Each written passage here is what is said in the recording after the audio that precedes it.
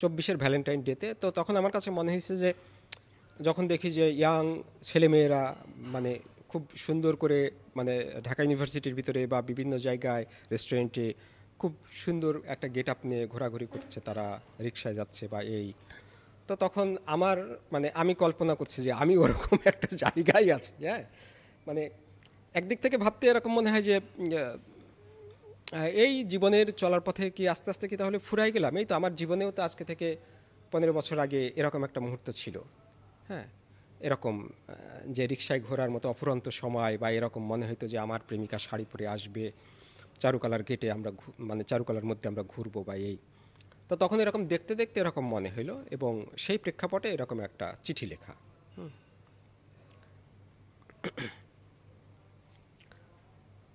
রোজবেলা, আগের জন্মে তোমার প্রেমিক ছিলাম আমি, কিন্তু সে জন্মে আমি তোমার কাছে পৌঁছতে পারিনি। এছাড়া আজন্মের সংশয় তো ছিলই।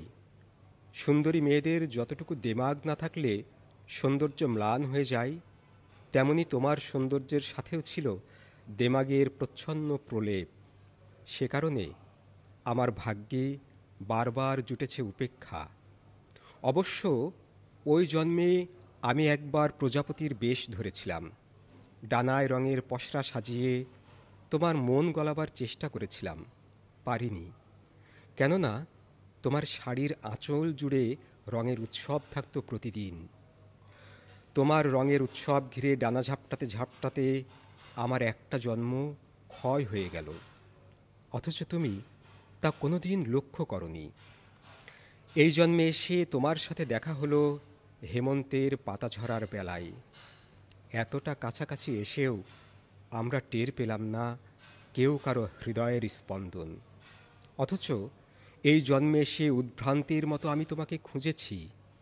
বসন্তে পলাশের রঙের উৎসবে তোমাকে খুঁজেছি, অনাহুতির মতো পারিজাত শিমুলের মেলায় ঘুরে ঘুরে ম্লান মুখে তোমাকে খুঁজেছি।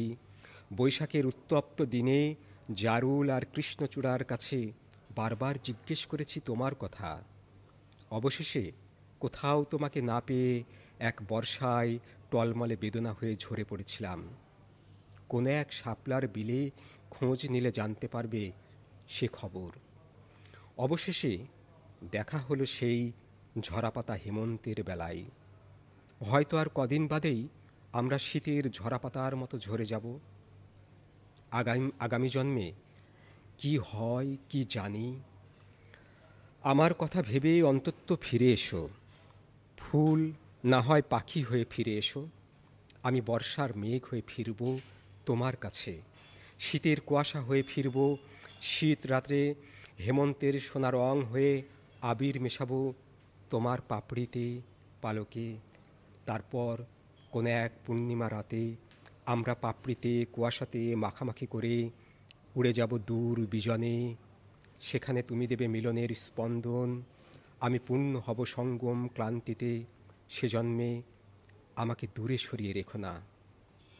ইতি তোমার জনম জনমের প্রেমিক।